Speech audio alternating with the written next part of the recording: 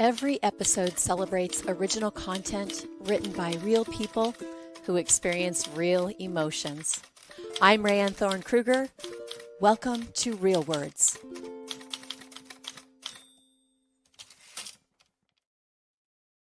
Mitch Joel is my guest today. Mitch is a speaker, has been an online writer for, I'm going to say decades. He can correct me if that's incorrect, but I'm pretty sure that's true.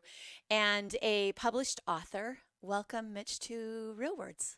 Good to see you, Rayanne. It's been a beat. It's been a beat. I think the last time I saw you, we met for some drinks and dinner and conversation in downtown San Juan Capistrano, which is where I live now. Yeah. So great to have you here. Thank you for joining me today. I'm very excited to talk to you about my list of questions, and I know that this is easy for you, and I can appreciate that. And maybe you can give us an intro of yourself, and then we'll jump right into what I want to talk about. Sure. Well, happy to be here. I am now the founder of a new business called ThinkersOne, which helps companies buy bite-sized and personalized thought leadership from some of the best thought leaders in the world. I also have a podcast called 6 Pixels of Separation, which I've been publishing religiously every Sunday for 18 years, believe it or not. So it's a very long-running podcast. Also the name of my first book. Also the name of my blog. I don't know if it's called a blog or just a place where I post articles, but I've been doing that for close to 20 years. And have a second book, Control of the Lead. Both books were published over a decade ago, so I'm very latent in coming out with anything new in terms of book format. And prior to that, I have a long career in media, communications, and advertising. Well, thank you for joining me today. I appreciate you taking time out of your, I'm sure, very busy schedule. And I love the titles of your books. So before we jump into anything else, tell me, what is 6 Pixels of Separation?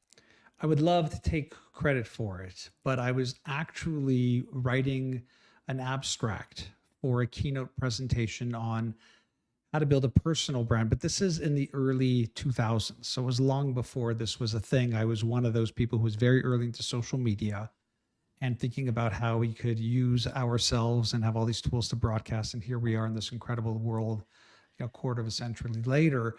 And I don't even remember what the title of it was, but I passed it by one of the copywriters at my agency at the time.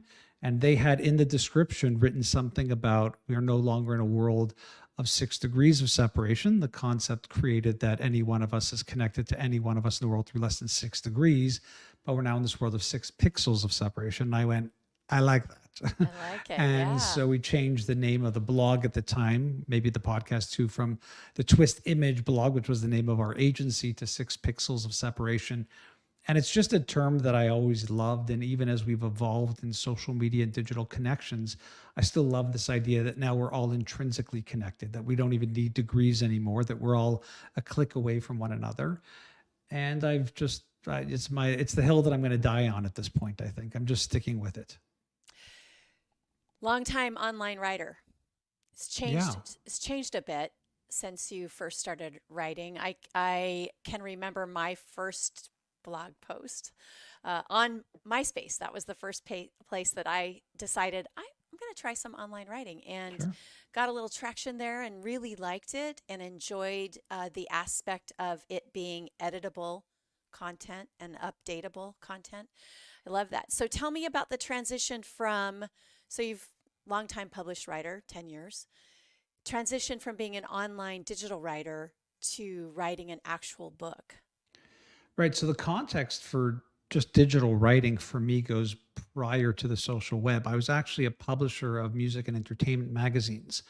And in the early 90s, it was probably 92, 93, we had a cover story on this new thing called the internet. Wow. And the big innovation at the time was hyperlinks, the fact that you didn't have to type in each full URL for each individual web page, but you could link to other web pages through text. This was the innovation at the time. So I don't know if we were one of the first, but we could have been one of the first publishers to actually be putting like text-based content on the internet. So even before you could edit it. So when social channels came in, I got very, very excited. So the blog takes off and it's doing very well, and it's somewhat unique in the place it's in. But being a journalist by trade and someone who had published magazines, I always thought that the book was Moby Dick. It was this whale, and all I had was a fork and some tartar sauce. But I knew I wanted to someday write a book about something. Again, coming from the music entertainment business, I'd always thought it would be something like that, ghostwriting or co-writing someone's biography, what have you. And then through the miracle of these connected technologies, I started a podcast. And one of the podcasts I did was an adjunct one for HarperCollins. It was called Forward Thinking, where I was interviewing HarperCollins authors. One of those authors happened to be Dan Ariely, who became very famous for his book, Predictably Rational. But this was before the book had come out, months and months before. I read the book and thought, amazing, I should get him on my podcast. And he agreed to do it. And he was the one who thought, oh, I should introduce you to my literary agent in New York. And I thought, as one does being a Canadian person, that's the same as like an LA, hey, we should do lunch. Like, sure, go ahead, do it. Let's see if it happens. But he legitimately did. And I found myself in Manhattan meeting with the literary agent who loved the title, 6 Pixels of Separation, loved the content, thought I was somebody who could definitely deliver a book on that topic. At the time, it was very germane and in the zeitgeist. He walked me into several publishers, and sure enough, Grand Central Hachette was the one that was really interested. Hat tip to Rick Wolf, who's gone on, who's actually passed away fairly recently. He was a great guy, a great human being, and he just couldn't let go. He just really wanted the book. So we agreed to do 6 Pixels of Separation, and then that did well. So we wanted to do a second book, Control Alt Delete, which we did a couple of years after that. And my thinking was very primal at the time. I was running a digital marketing agency, trying to convince businesses why they should embrace digital and all the channels that they offer. And I just felt the best way to reach many of these CEO executive types would be in the format they're most accustomed to, which is they're going to be walking through an airport and probably run into this book, and maybe the title will spark their imagination. And that was the idea. I just saw it, one as a really interesting channel to business development and to put my thinking out into the world. And then secondarily, there was this selfish aspect of it where I just always wanted to publish a book. And here I was in a world where I had now met one of the most respected literary agents in the world in terms of nonfiction business books, who signed me, was interested, who got me a global deal with one of the largest book publishers in the world, with the senior most editor who had done Rich Dad, Poor Dad and other massive books.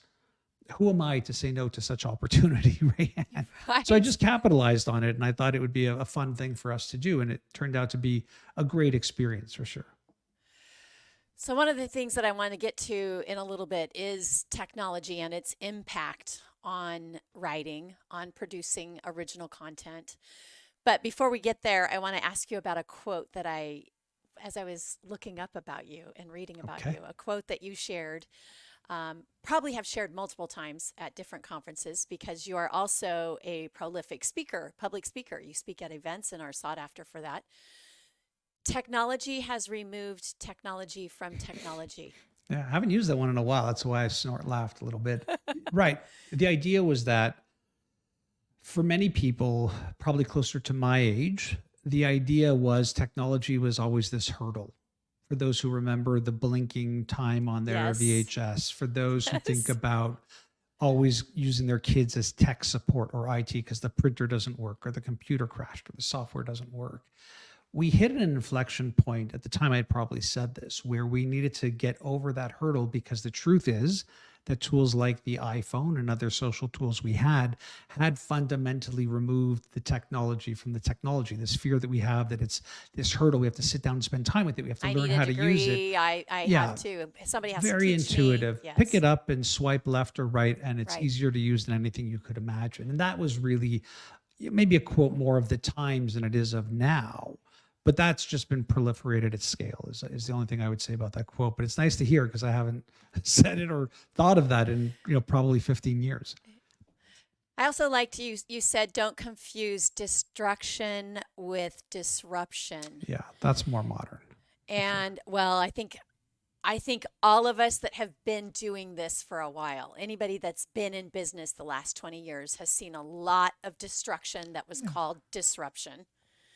And now, if you're an artist in any way, if you write music, if you produce music, if you are a writer, whatever type of writing you do, whether you write books or online digitally, or you write screenplays or plays, or anything that requires you to think, or if you produce art or are a photographer, we are at, I'm going to use your term, a flexion point. We're at a new flexion point where is AI going to be disruptive or destructive when it comes to creating original content?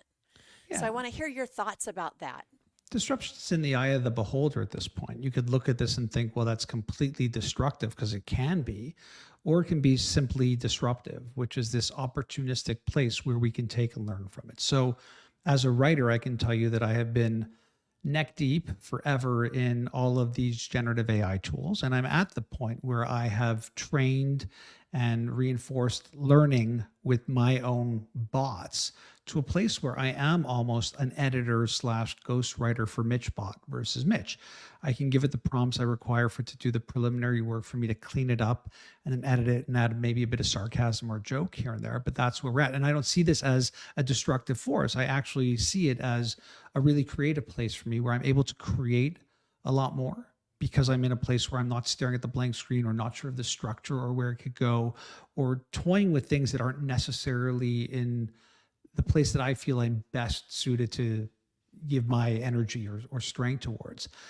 And so I love it for that. And it's been really amazing, especially in terms of some of the grunt work when it comes to creating keyword lists for me, when it comes to just doing cleanups of biographies or to do a quick summary, which is work that I have to do to complement the actual core writing that I do, or even coming up with opposing perspectives. I might think I've got this right perspective on this trend that's happening, and having a bot that thinks like me, that I've trained through, again, reinforcement learning and beyond, to have it give me opposing perspectives as a media theorist has been really helpful in the work that I do. So I look at all of these tools and think, thank you. I don't know what I would do without them. Not that I couldn't write or exist without them, but I appreciate what they've done to add value to my life and add value to my creativity, versus thinking I could build a prompt and just have it do an article. And I do think that that is true.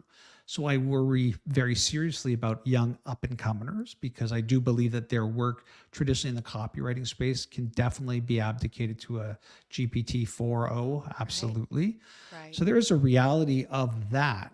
But as a general view, I think it's more disruptive than destructive. The question is, how much disruption can we handle as a society? What level of unemployment are we talking about?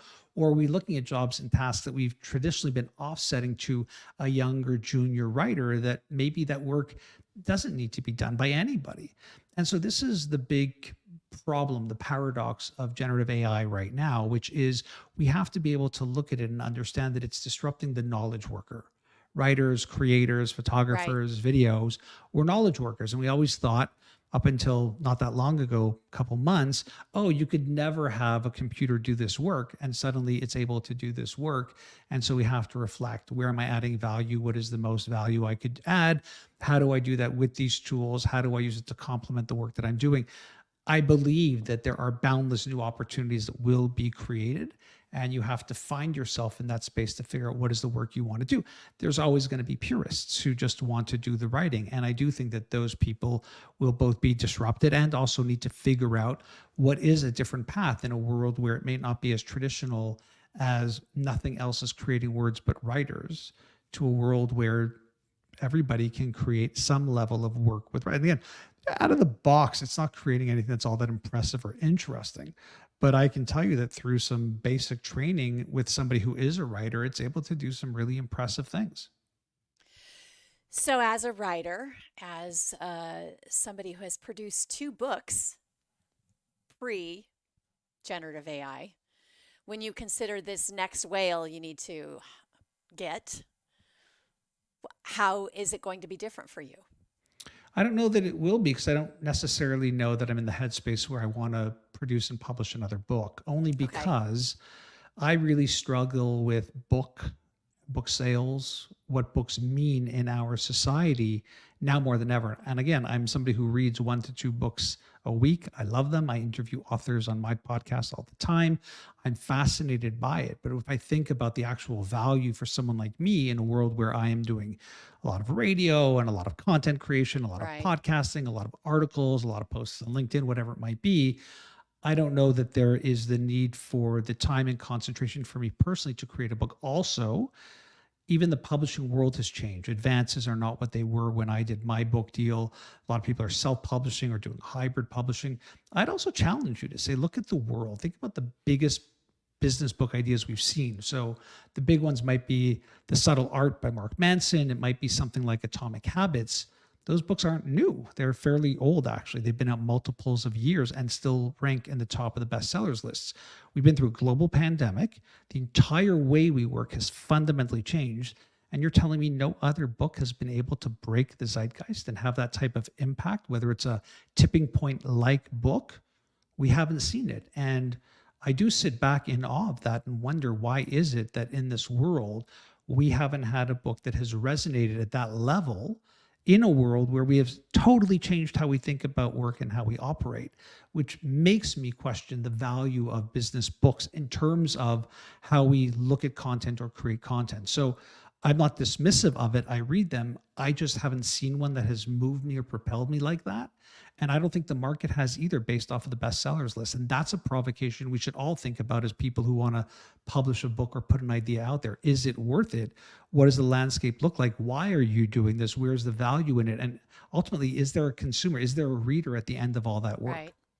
Well, that's the basic part of being a marketer, an advertiser. What's the ultimate result that you're trying to get from this? Ultimately, you want somebody to change or learn or buy. If you're a marketer, you want them to buy your tale that you're telling. And so if there's not a market or a place for that to land, what do you do?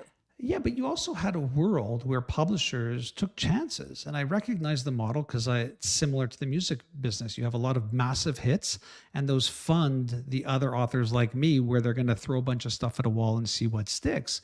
But in this world where the economics have changed so dramatically and readers have changed so dramatically, you're not seeing those chances being taken. So because you lose the editorial layer, you're seeing more and more people do things like hybrid deals or self-publishing, which don't require a heavy bar to come over. In fact, a lot of these people are using things like generative AI tools to create the content as well. So again, I'm not being hypocritical. It's just when those filters and editors and that money is gone from the industry, perhaps that's the reason why we don't see those massive, big, amazing, not just bestsellers, but books that really change the way we think about, in particular, business and work that we do.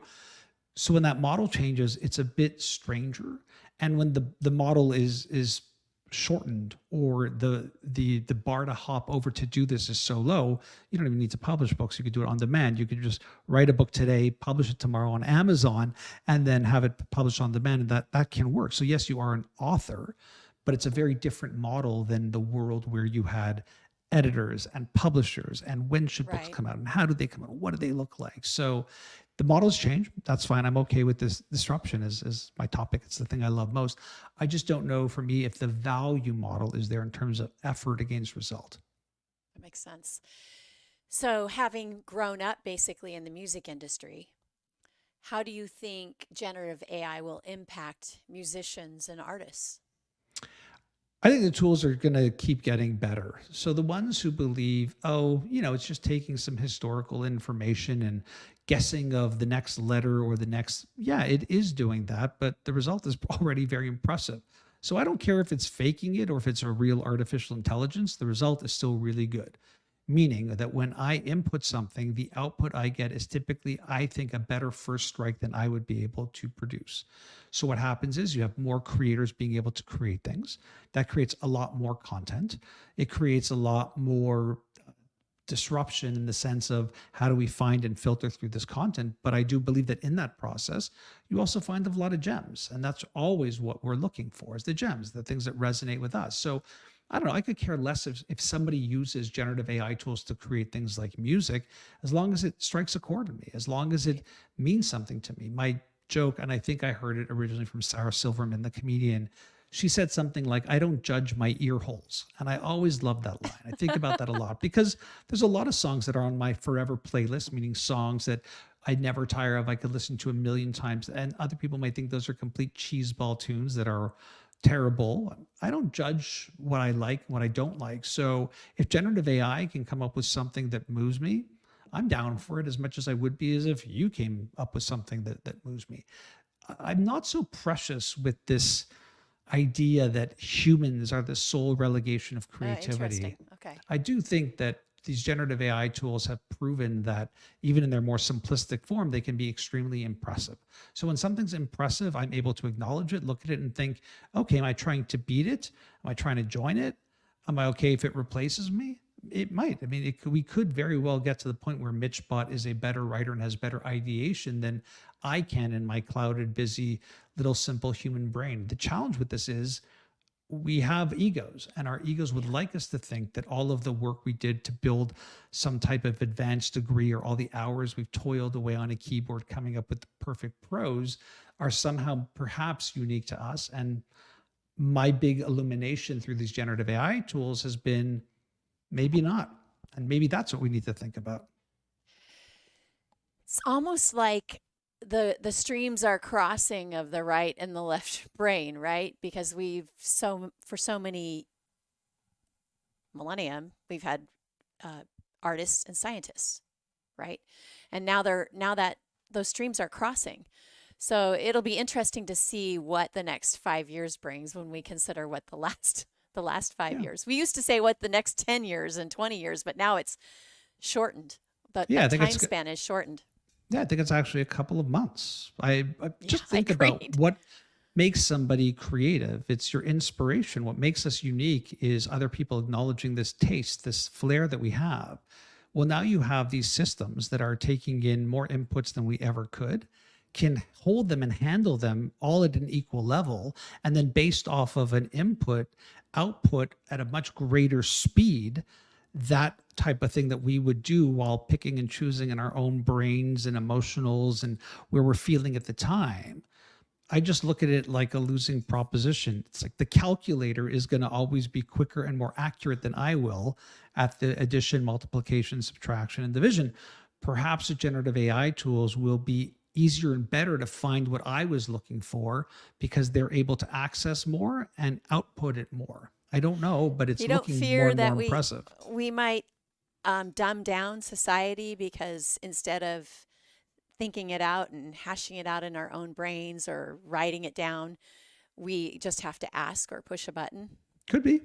It could be, but how do we stop that? And even if we could stop it, would we stop it? I don't necessarily see that as a positive or negative. The analogy I use for it is it's like fire.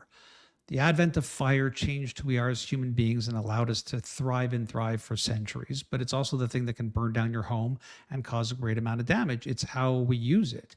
And typically when we have these dramatic shifts in humanity in terms of development or innovation or invention, that's how we have to look at it. We can look at it and go, well, it can kill us all, or it can take us to a whole new level. I think what we do as a society is going to be the most telling aspect of it.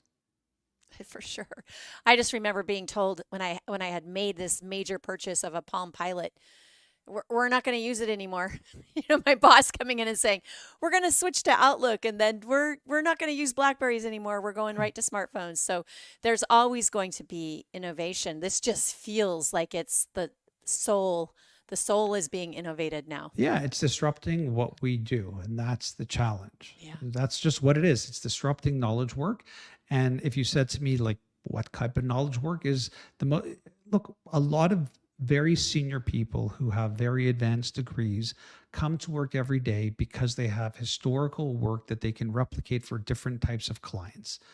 The challenge with that is if your work is quite repetitive, even though you're doing it uniquely for these sets of other groups and you charge a lot of money, AI likes to eat that stuff for breakfast. Yeah. So it's going to force a new level of originality, a different type of thinking, a divergent way of thinking, an emergent way of thinking for all of us to figure out where the innovation lies. I like that. So there is opportunity to still be original, to still be creative, to still dig deep and do something different, something new that no one's ever done before. Always. I think that's the human spirit for sure.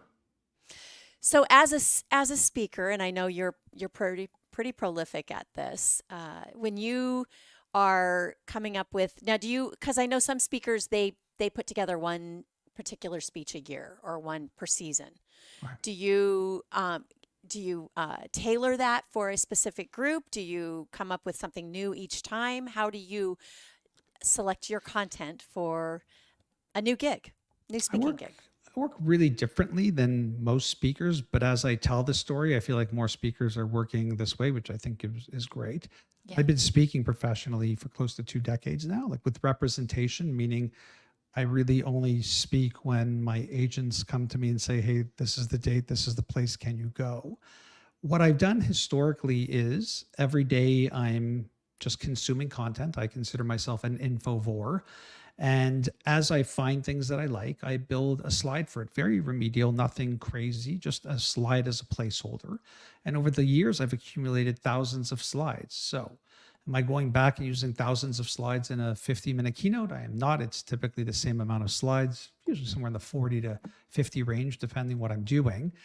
But it forces me to always be thinking about where things are going, what might be the opportunities, what are the business models. So, is it a standard keynote? I think it is. Is it constantly being updated and changed and tweaked? I think it is. Are there stories within the keynote that can then be expanded to be a full keynote on their own? They are. Like, for example, the whole topic of AI has become its own full, robust keynote Right. that I'm very excited and happy to give. So I don't think of it as, is it an hour and is it the same thing? I'm constantly rotating. In fact, I'll often go back at the end of the year and look at where I started with my master deck and then see where I am and be one, amazed at how much it's changed. But at the same time, even a slide that hasn't changed, the story that I told has changed. It's almost like I tried it out on stage and something came out and I thought, oh, that's actually better. And I just kept repeating that and I had forgotten what had happened before. Right. So I work as, I would say it's iterative. Then the other aspect of my Okay. work, because of what I do professionally, what I did do professionally, especially the agency life, which I had for, again, close to 18 years, you're exposed to so many businesses, B2B, B2C, small, medium, large, entrepreneurial, different industries. So I know enough in those arenas to be dangerous. I know if it's B2B, we want to talk about clients, not customers. If I'm working in the pharma space, I've had multiple pharma clients, so I know what to say, or in the real estate industry. So I know enough to speak the jargon a little bit. And then, yeah, if I have the opportunity to think about what's the ask for the keynote, what's the industry, can I provide more value? I do. I'm very cautious. I'll be honest with you, because I'm very cautious of customizing only because I'm not the expert in that industry. And I feel like we have many of Okay. our peers who like follow a client on Google Alerts and then go in and show them all the things happening in their industry. And I personally take it as a bit insulting. They're really smart people. They know what they're Right. doing. They're very successful. Right. My job is to come in there as a third party and show them the areas of my expertise that either they don't know about or want to know more about. So I don't think about customizing it in terms of making sure that I'm following their industry so much as showing them maybe even other industries that are doing things that might be applicable to what they're doing. And I don't necessarily know. So I'm always apologizing on stage, as I'm not the subject matter expert in your industry, but I am in mine. And let me show you my world. And hopefully you can make the collisions and connections yourself. That kind of answers my question, which how do you make sure that a message that you've curated over the years that it will land with your audience? What do you Yeah. feel yourself sometimes on stage shuck and jive as you have to, oh, maybe that's not working? I mean, you just shared Yeah. an I mean, experience where you changed on stage. yeah, it's possible. It's not like a comedian where they either laugh or they don't. It's hard to know, and every audience is so different when you speak in terms of just who's in the audience, the industry you're serving, the mood of the day. I usually find that it works because we've done enough work on the pre-call of understanding who they are, who the audience is, what's happening, that even if I zig and zag a little bit, I'm still in the realm of knowing what the scaffolding is around what we discussed. So I don't have it where things have bombed or died. I had it in the earlier part of my career. And I think a lot of that was just ego and me being like, I know this, let me show you things, versus as you get older, I think there's a humility that comes out, Sure. and a calmness too, in terms of just my delivery, what I'm trying to do. I'm not trying to create a brand and be famous or pop. That's not at all what I'm after. What I'm after is the idea that I think I'm really strong in business meetings. I think I'm really strong, whether it's a customer summit or a corporate event. I think I'm really good in those avenues of helping them feel like they learn something about where the world is going in terms of technology and business models, that there's a value. And I just see myself in that role versus trying to be the 10 out of 10 speaker. And what's the rating that they really laugh? I want them to be smarter. I want them to have felt openness and a connection, and really given them some space to think really dramatically about not just their industry and their company, but the work that these individuals do day in and day out, and how much they're thinking about the world and how it's changing. Do you have any advice for aspiring writers or an aspiring podcaster or speaker? The only thing I would say, which is, it's a recent realization that I've known that I am communicating more to my peers, which is, don't diminish the skill set. I always was wondering, like, am I really a good speaker? Am I really a good writer? But when I actually deal with other people who are trying to write and trying to speak, I realize I actually am. It's not ego. It's just experience and work. And why I say that is that it's not ego is what I mean is I'm being more respectful of the fact that I'm realizing, you know what, to get up and speak in front of an audience is not easy. To have an idea in a world where ideas are everywhere, but come up with something unique in how you write and communicate and share that, it's not easy. And that what makes it easy, what makes it look easy is all of the work that people like me and people like you put into it.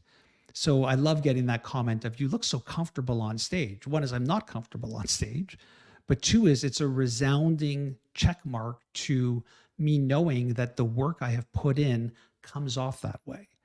And so in a world where everybody thinks they can be a writer or a speaker, I know that I'm doing the job if that's the feeling someone gets. It's actually amazing that someone thinks that, like, oh, I could do what he does. It looks so easy. Perfect. Well, do you think you were born to do this, or no? No.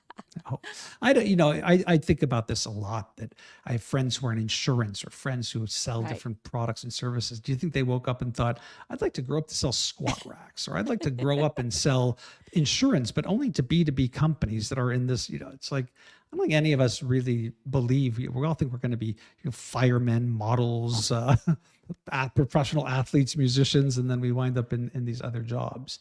What I do think I can recognize in this things I did as a young person was this desire to want my ideas to be heard, a desire to want to have some type of teaching in a different way. I never liked formal education, but teaching in that way. I can see sediments of the things I really liked as a young person in the work that I do and that I'm actually good at. But ultimately, it's a craft. And the craft only works because you do it day in and day out, and you're just constantly It's been honed, sawing it's at that. perfected, right? Yeah. Right. And I know I'm not the best at it. I don't claim to be. Yeah. I just know that I'm putting in enough hours and work against it where people look at it and think it's natural and think they can do it. That to me is becoming the new waking up for writers and speakers and content creators. And if people look at your work and think, I could do that, it means you're doing it really well, probably.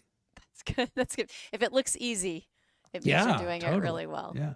My guest today has been the incomparable Mitch Joel of thinkersone.com. If you want to learn more about what he does, head over to that website.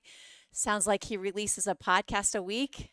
A lot of writing, a lot of podcasting still. And I love what you brought to the table here about generative AI. I'm going to go back and listen to it and write about it. I really appreciate your insight. You've been doing this a while. So great seeing you. Hopefully we can great. have a meal out in the open again. That would be sometime great. soon. That would be great. Thank you so much, Mitch. I appreciate you joining me today on Real Words. Thanks, Rayanne. Appreciate your time.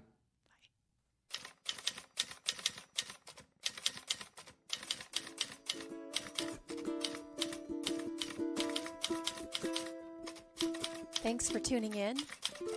This episode was made possible by Never Enough Media.